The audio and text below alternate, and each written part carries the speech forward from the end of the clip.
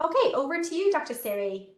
Okay, thanks so much for the invitation, Michelle. And it is really just delightful to be here and to see so many familiar names in the attendance list and in the chat as well. So thank you all. What I'm going to be talking about today is what I call mindful action planning.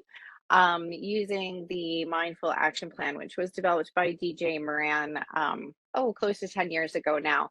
And he and I wrote this book that just came out. So please, we'll make sure to send you the link to that. I've also had some questions even prior to this little webinar. I do have other workshops that include using the mindful action plan, and I'm happy to direct anybody to those. But today we're just going to do kind of a quick tour, and this is a quick tour specifically looking not only at the mindful action plan as a tool, but also the ways in which we can, a little bit of the ways in which we can conceptualize some of these elements of ACT, because this is an ACT-based tool, from a behavior analytic perspective, which is a big focus of my work right now. So we can certainly talk a lot about that. I'm seeing a message in the chat about not being able to hear me. Michelle, is everything okay? I can hear you perfectly. Great. What I would recommend, Ella, is maybe leave the session and join again. But all sounds good. Thank you, Dr. Siri. Thank you. Okay, so let's get started. And we're going to start the way I start many of my workshops, which is asking you all to reflect for just a moment on why we're all here. Not necessarily from a big existential perspective, um, but why are you here in this space this morning? What were some of the choices that you made that brought you here? Why are you here and not doing something else, right? Certainly, from my perspective, I'm here for a lot of reasons.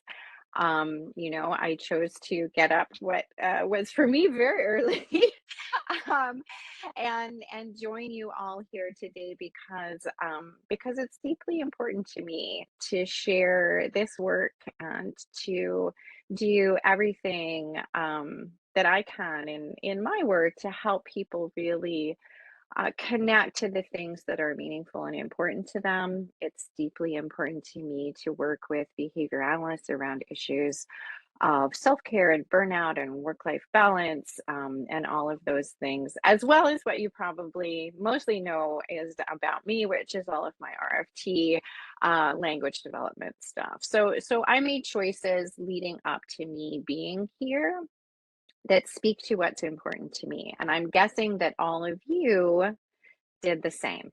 All right. Thanks, Barbara. I'm glad that I am able to be here for you. Um, Another way to get at this question that is often helpful is to think about kind of what is in person-centered planning talked about as the unlimited resource question. If you could do anything with your life, what would that look like? Right? How would you spend your days? How would you spend your weeks? Kind of get past that I'm gonna, go off to an island and live on the beach and have somebody serve me, delicious drinks and food for a month. Once you're past that part of the unlimited resource question, how would you spend your time?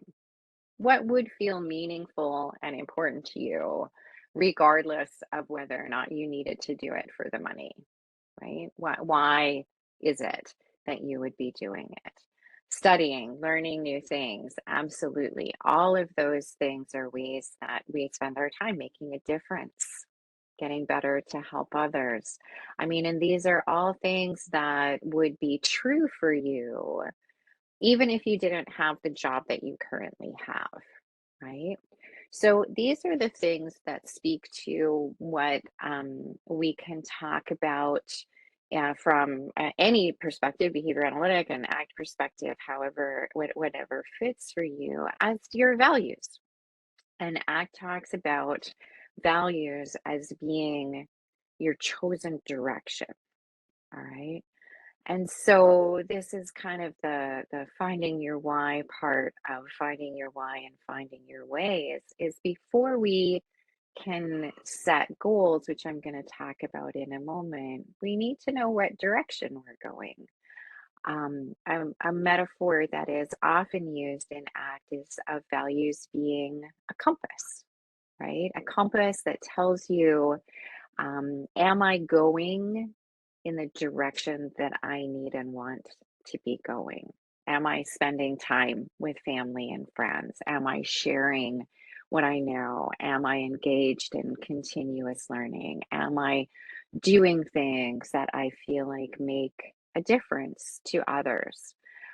Those are all really important things that speak to your values, your professional values, but also your personal values, because really, I don't see, well, when we talk about work life balance, I don't see work as being separate from life, right? Your life encompasses your work and your family and your friends and your community and all of the things that bring meaning to your life. So, work is one of the things that brings meaning to your life. Um, and so, when we think about values as our direction, we can see that this is not the same as having a goal that you can just check off your list, right? If your value was going west, you could continually go west around the globe, right? You could just hop on a flight, or you could walk, or you could eventually take a boat, you could ride a bicycle. There's loads and loads of ways to go west, and there's lots of different routes that would allow you to go west. But you would never be able to say, I've gone west and now there is no more west to go, right? You're never going to be able to say, oh, I helped others, I'm done, there's no more helping to do. That is the real key distinction between values and goals, right? And both are critically important. Goals are the things you want to do along the way. The destination, right? If I go west, I'll hit, a whole bunch of things before I have to take a boat. I'll hit San Francisco. For those of you in Ireland, you're gonna hit that water pretty soon, and so you're gonna need to hop on a boat. Um, Take me a long time to go west and get to Ireland. And so we all start in different places on our path. And I think that's a really important aspect of this kind of general metaphor and idea as well, right? We start at different places. There's lots of ways to be working towards those values and those directions. And it depends entirely on your individual context, right? So when we are thinking about this finding your why and finding your way, I do very much conceptualize it as a path, and the mindful action plan as a map.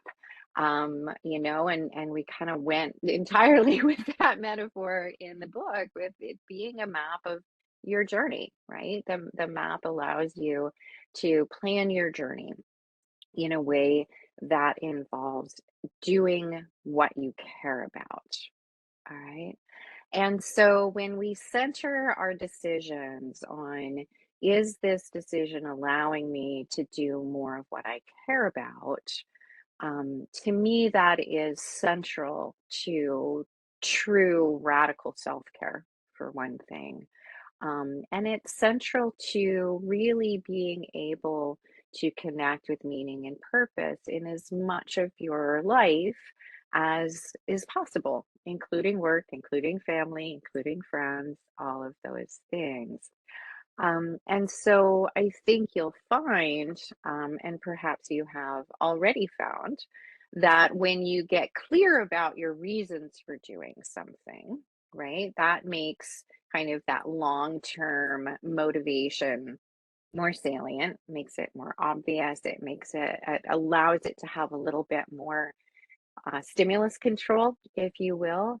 And it really allows you to keep important things in mind, even when you're doing things that are difficult, right?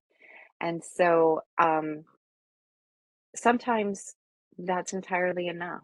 There's going to be lots of things that you're like, oh, yes, of course, this is important to me. I'm going to take a deep breath, going to do it, even though it's hard.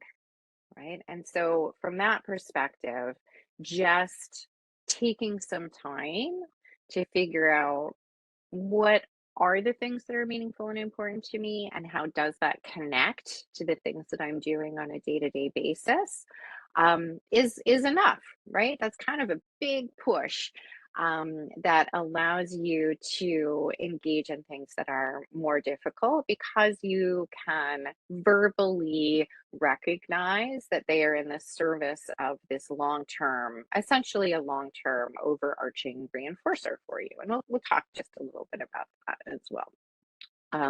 But lots of times that in and of itself is not enough.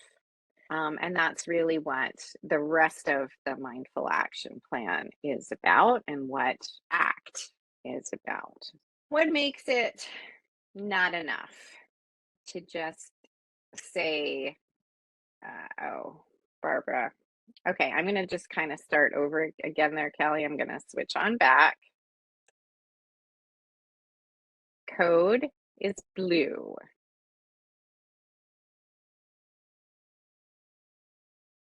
Okay, so what makes it potentially not enough to just say, this is what is meaningful and important to me, and these are the things that I want to be able to do to connect me with that meaning and purpose. Here now, we're talking about choice, right? You all made a choice to be here in this space today. And there's lots and lots of variables that influence our choices. And we're not going to get really hugely into this at all, but I see this as kind of background to understanding how becoming more aware of the choices that we are making allows us to be more deliberate in those choices. So some obvious variables influence choice, including our learning history. We have to have the resources, and we have to have the skills to be able to engage in whatever the behavior is that is a choice that we can make, right? If I don't really have the skills to, participate in a advanced ballet class, that's not going to be a choice that I can make, right? It's not a choice. I don't have the skills. It's not just that I can't say, I can't say yes or no to it. The only option is no. And so the skills that we have influence whether or not we are able to make a choice. And alongside that, our experience with the various alternatives that we could be doing also influence those choices. I can't truly say that me not ever going skydiving, for example, is a true choice, because I don't have any experience with skydiving. Maybe I would actually really love it. It'd become a whole hobby for me, but I can't really truly make that choice and say yes or no because I've never done it. So if I were to say yes, I would actually be not so much choosing to go skydiving, but choosing to try something new, right? So there's some subtle distinctions there that I think we need to be aware of and recognize and articulate. What is it that I am saying yes to? What is it that I am saying no to? Certainly, there are direct contingencies, the situational availability of alternatives, competing reinforcement. That all speaks to why some of you are here, and probably why some of you watching this recording are not, because it was the middle of the night for you. Like, that's a pretty major competing set of reinforcement contingencies that would probably make your choice be to watch this in a recording as opposed to showing up live. If your computer was broken, you would not be able to choose to be here today, right? So lots of things from a behavioral perspective that influence our choices in terms of just history and direct contingencies and more external barriers to doing the things that we might want to be doing. Performance management issues, and if that's something that kind of speaks to you in this moment, I want to direct everybody to a really great performance management tool in addition to the mindful action plan, which is the 6 boxes, Carl Binder's stuff. So I can certainly send some links to that if that's not familiar to people. But the mindful action plan does have a variety of points about addressing external barriers. And I think those are always really valuable as a place to start. If you are, you've kind of identified this is important to me, this is a thing that I want to do, but I'm not able to actually engage in that. There's loads of reasons that have nothing to do with ACT about why that might be.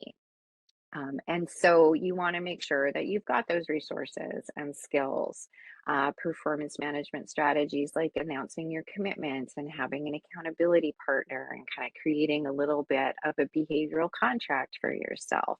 Those are all important things to recognize, influence your choice making. Time management skills, executive functioning skills. I always recommend these books if those are things that you want to get better at. The one on the left is simply for adults with difficulty with executive functioning. The one on the right is specifically for autistic individuals, but I find it actually just very useful in general.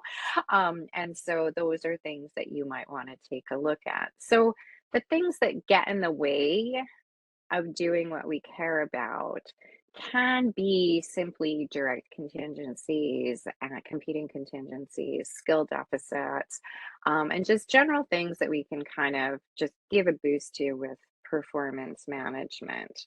But there's another thing, which is what I'm going to be talking about for the rest of today, that is not that, right? That is really some indirect acting contingencies, some verbal contingencies. And this is when we reflect on what it means to make a choice. It's not, when we talk about that, it's not simply, responding in general to one thing versus another, right? In that moment. And I do think that we spend a great deal of our time simply responding immediately to circumstances. And what tools like the mindful action plan allow us to do is to create some space there, to create a pause from simply responding to considering, verbally thinking about, right? Our thoughts are our own verbal behavior, thinking about what Linda Hayes talks about as the participation of the anticipated consequences of alternative courses of action. And so, as soon as we shift away from simply responding in the moment to thinking about the moment and thinking about our choices and our potential options, that opens up some real great possibilities. But it also opens up a whole lot of internal barriers, private events that get in the way of doing what we care about, right? Our stories about ourselves, our stories about the world, kind of drift thinking ahead to, oh my God, what if this? Or, oh man, that happened before. I don't know if I want to do this again. Kind of drifting into the past and future, uh, kind of having some difficult, hard feelings show up and wanting to make those go away, kind of getting stuck in our own idea, our own story about what's happening right now and treating that as truth. And this is where kind of the all of ACT really comes into play. And what ACT is all about, and what this work to me is all about, is psychological flexibility, right? Fundamentally, what allows us to connect with meaning and purpose, to do the things that we care about, even when that is hard, right? It's easy to connect with my, my meaning and purpose of relaxation and joy when I'm on the beach and sipping a mai tai and about to go for a swim, right? That's not where I need psychological flexibility. I need psychological flexibility in challenging situations when difficult thoughts and difficult emotions are present. And so, kind of the first bullet point here is a bit of a just layperson definition of psychological flexibility, the ability to navigate challenging situations effectively, even when difficult thoughts and emotions are present. We can do a deep dive. We will not do a full deep dive today into what that means from a behavior analytic perspective. And so for me, that's going to bring in a whole lot of relational framing terms. I invite you to hold those very loosely.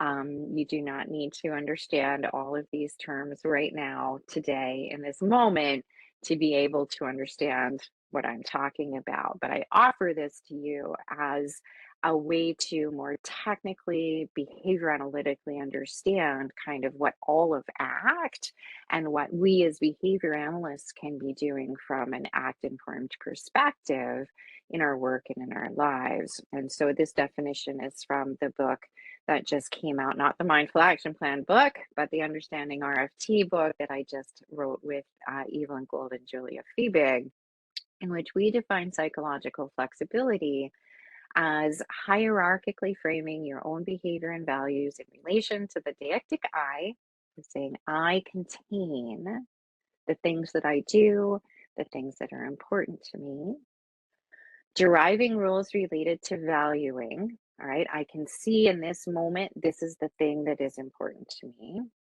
And that transforms the function, it changes how things feel in the immediate context, allowing me to make a choice to persist or change my behavior in line with that value. And so we can break all of this down into and see how that relates to each of the elements of ACT and each of the elements of the Mindful Action Plan, which is this. And I'll make sure that Michelle has a copy of the actual plan itself. It's also available in the free downloads for the book on the New Harbinger website.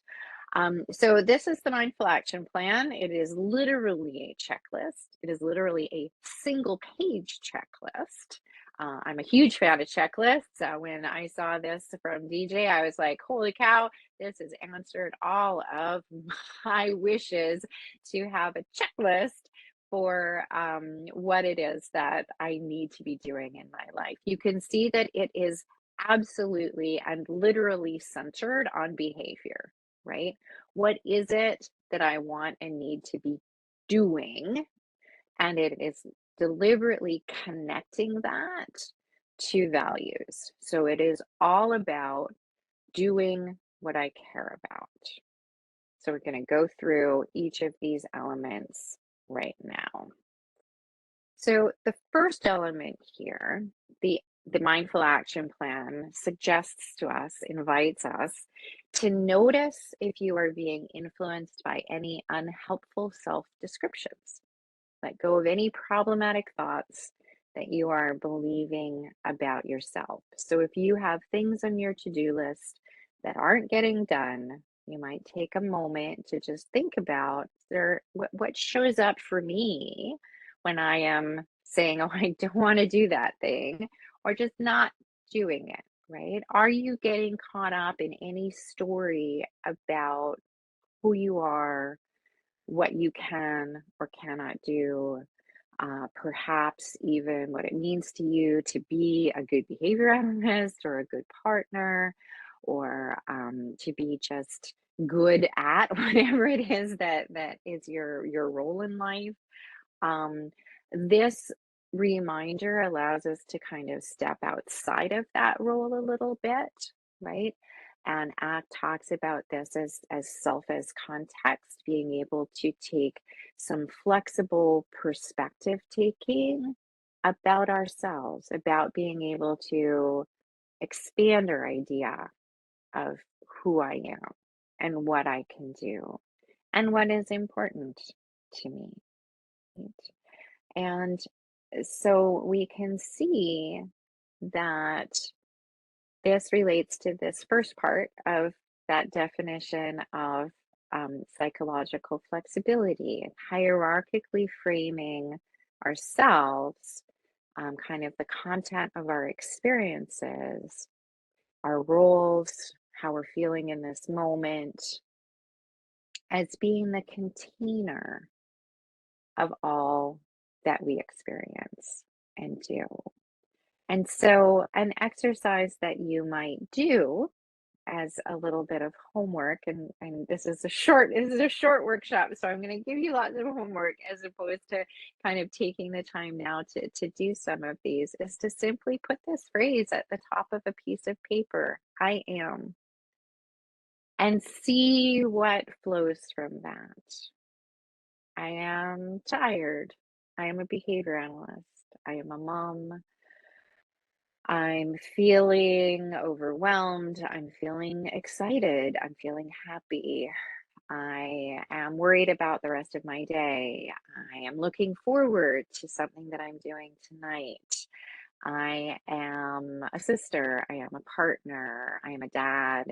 Whatever those things happen to be, write them all down and then take a moment to recognize that you could never write everything down that describes who you are. And there's kind of a you there that is outside that piece of paper, that story about yourself that is kind of like it's the observer of yourself, and Act will talk about this as the observing self, right? You can't, there's a you that is looking at that piece of paper and noticing those roles. And the more you can shift into that observing, noticing space, the easier it is to focus on what's important in this moment and let go of some of those things. I am this and I am that, right? My experience is highly variable. I contain lots of things that don't all necessarily line up perfectly together, and that's okay because that's what it means to be human. So that's the I am experience. And again, if you're noticing that you're kind of getting stuck in these stories about yourself when you think about what it is that you need to do, these might be the kinds of exercises that could be helpful to you. The next one is here now.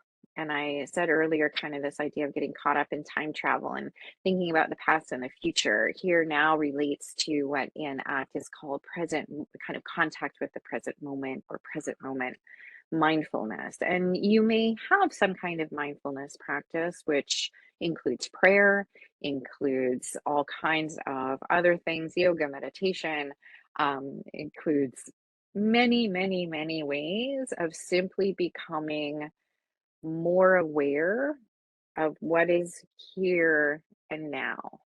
And the Mindful Action Plan suggests to us to center your situational awareness on what you are doing, noticing what is happening here and now, rather than getting wrapped up in events not in your present control, letting go of that, focusing on what is relevant to your actions.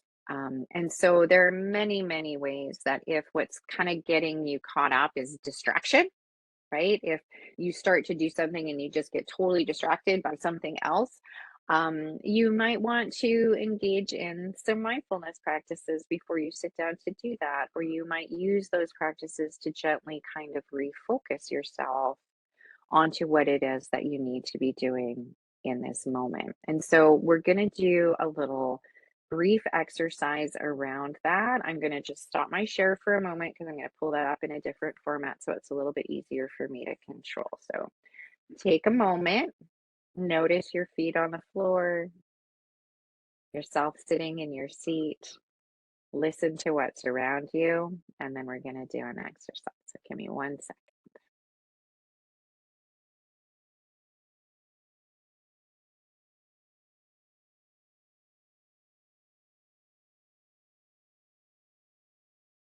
Okay, I think I've got that.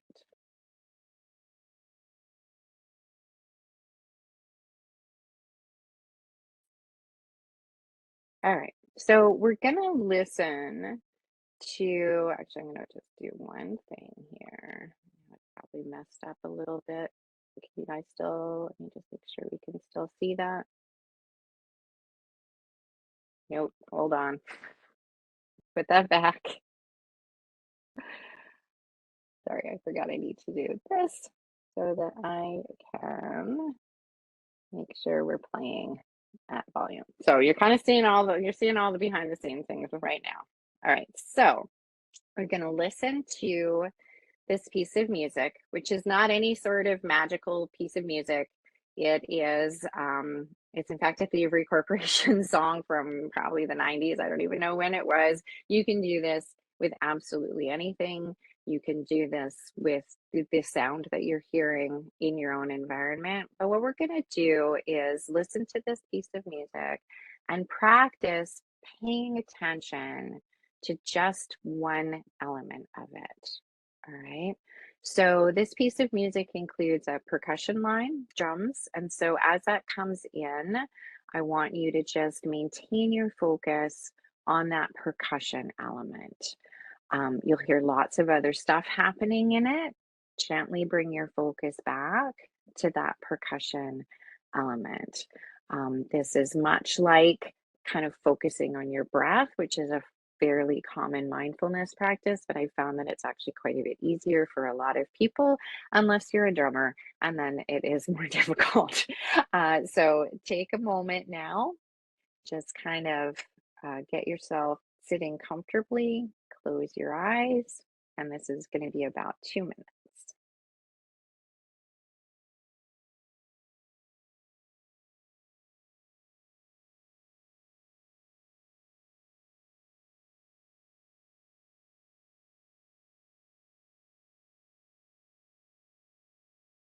Oh, Michelle is saying we don't hear anything.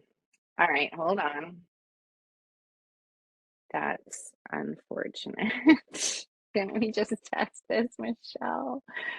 Okay, hang on. I'm gonna do it. I'm gonna do it the way that we tested it, and hopefully it's gonna work. It'll just be a little bit less controlled.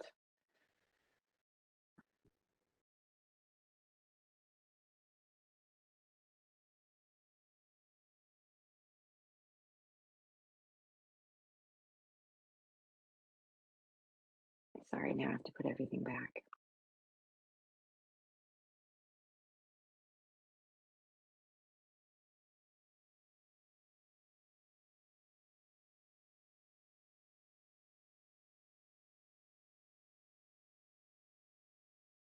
Okay, so you're gonna hear very suddenly, I think, um, a that you're gonna hear this music very suddenly. So let's give that a shot, and then I will shut it off, unfortunately, very suddenly.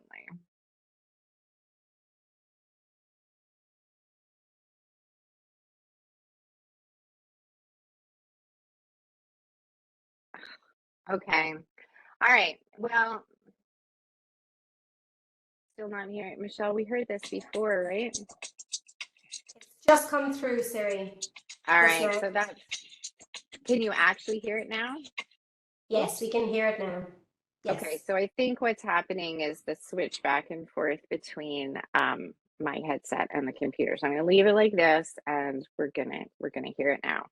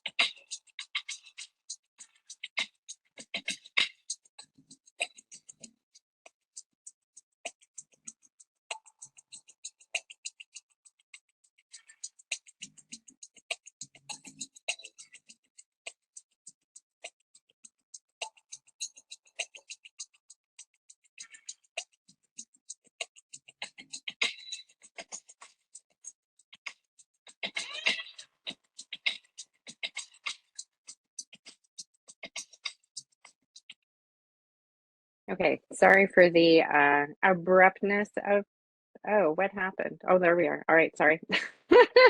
Sorry for the abruptness of that. Everybody could hear it, right?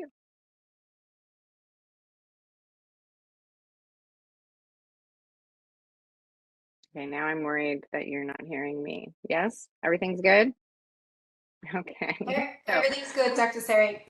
okay, so um thank you. And that, I don't know how that was for all of you, but that was very helpful for those 2 moments for me of being able to kind of come back into this space after a little bit of distraction there with the technical things. And you may have noticed that at the point where that percussion line became more difficult to hear, or kind of it actually went away for a little while, that you found yourself drifting and listening to other pieces of it. And I hope that when the percussion line came back in, you were able to refocus. And that's just a really um, nice way of thinking about how distraction works, right? We kind of focus in on something, other things become distracting, and we are able to refocus on what that happens to be.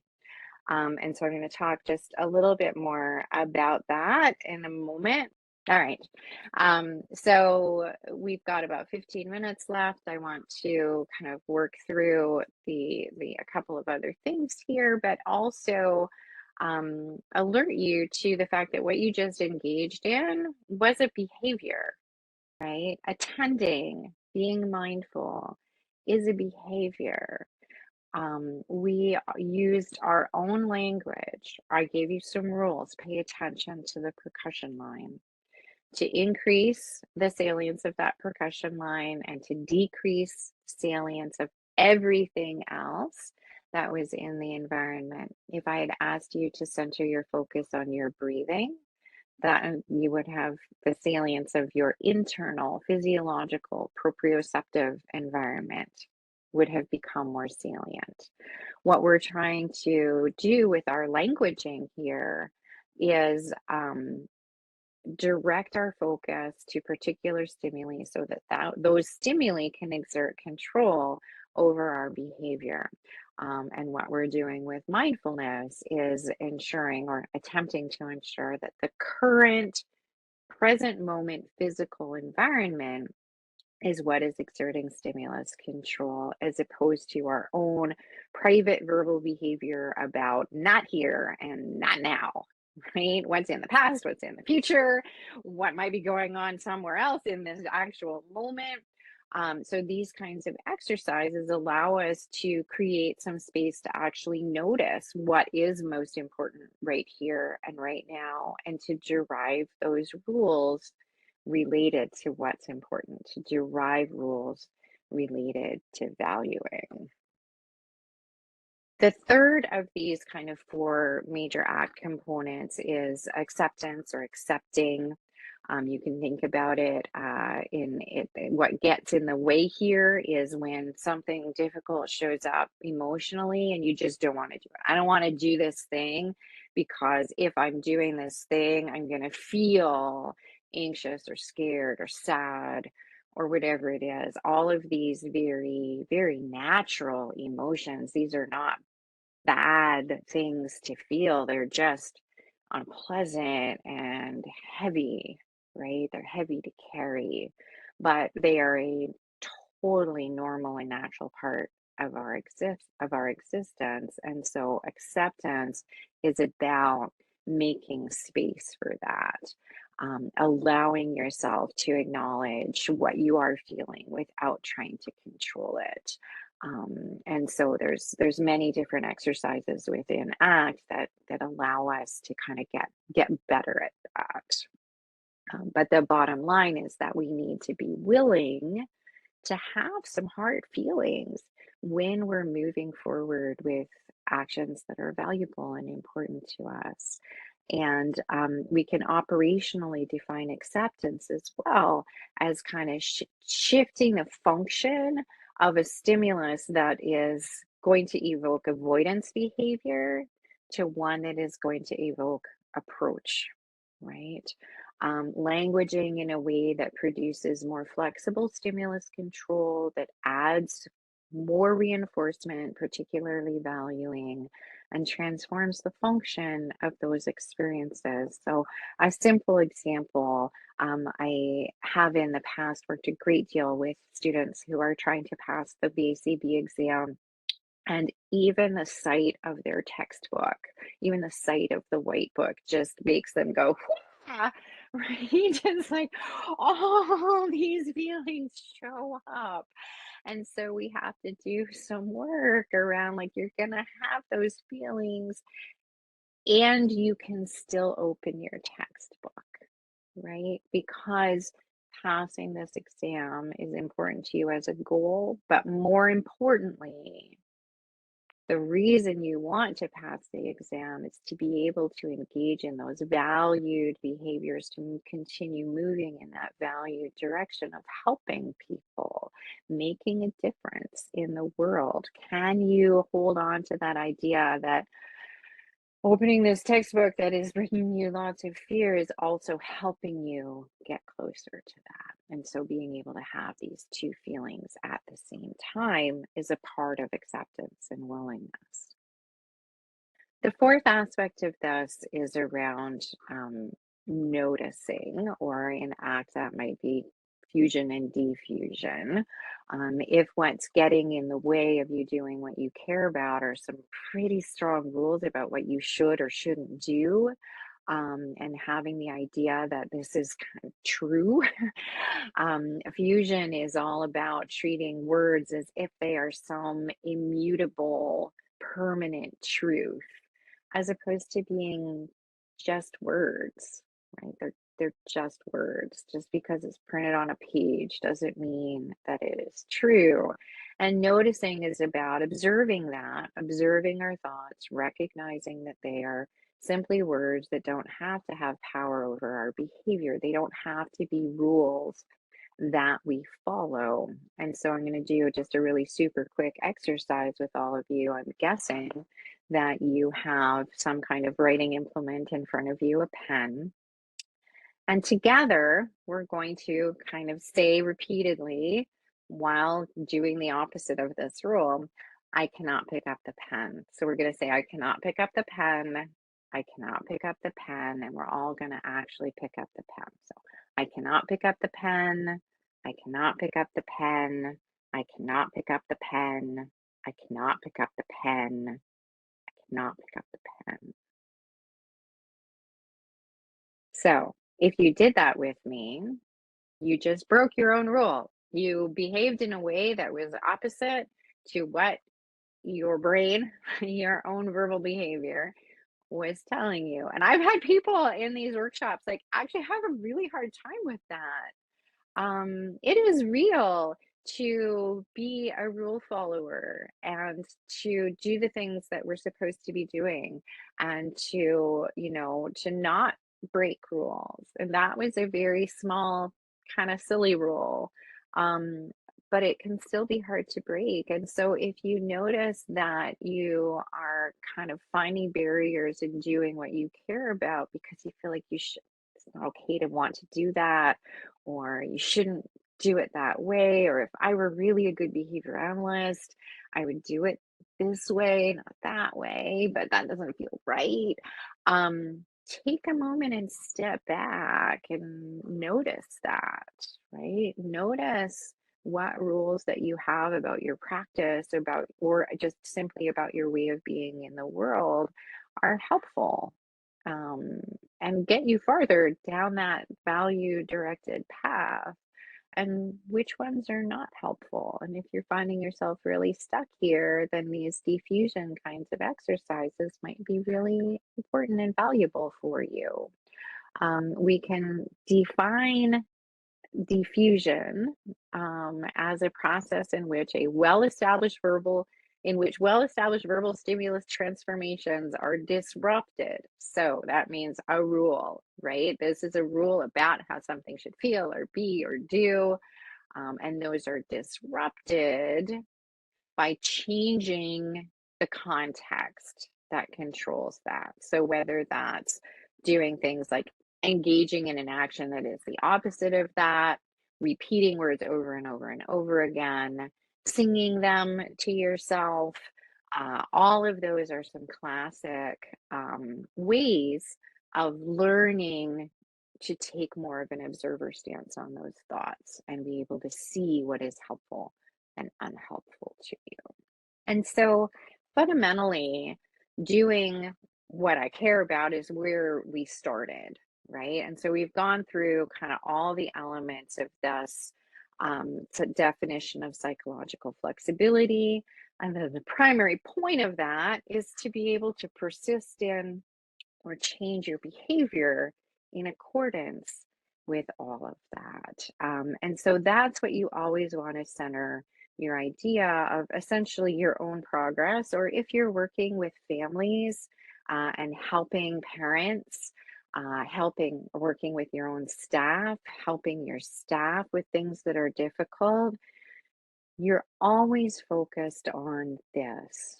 Are we able to get traction on doing, engaging in the behaviors, what I care about, engaging in behaviors that are in line with what I've identified as important? So when we're working with parents, it's not us who's identifying what's important, right? The parents are identifying what's important, and we're helping them extract some useful things to be doing that might be in line with that. But they also need to generate their own ideas what they could be doing that are in line with them. Similarly, if we're working with any other human, we're not the one deciding what's important and what that person cares about. And so this tool is also really useful for helping us to be more psychologically flexible in our work with others, right? Helping us to put out there on the page, oh, this isn't actually about what I need you to do, right? This is about me helping you identify what you think you need to do. And then I can support you in doing that hard thing. So I love using the mindful action plan in all kinds of different ways. Obviously I use it for myself. I also use it in my coaching practice for my clients to identify things.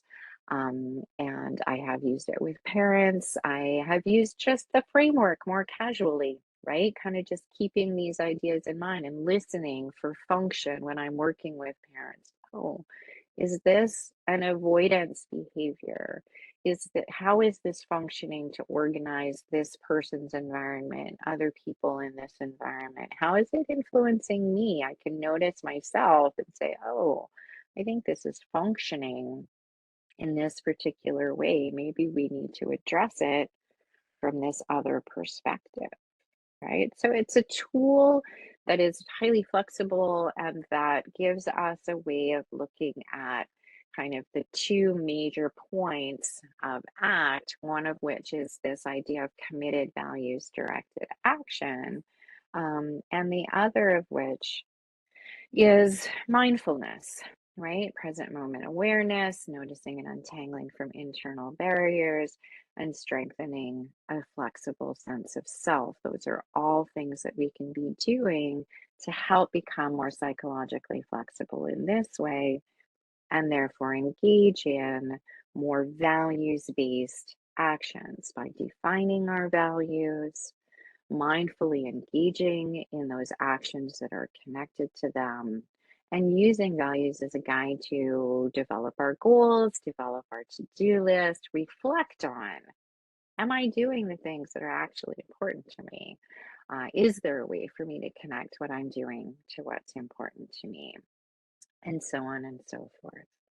So with that, I'm going to say thank you. I'm happy to answer some questions, or feel free to reach out to me. You can certainly contact me via email. My website has links to all of my books, and so you can certainly go there to get those linked out. The weareconstellations.com website, which is also linked in my own website, links out to a bunch of other workshops that might be helpful and speak to you. I hope that they do, and thank you for your time.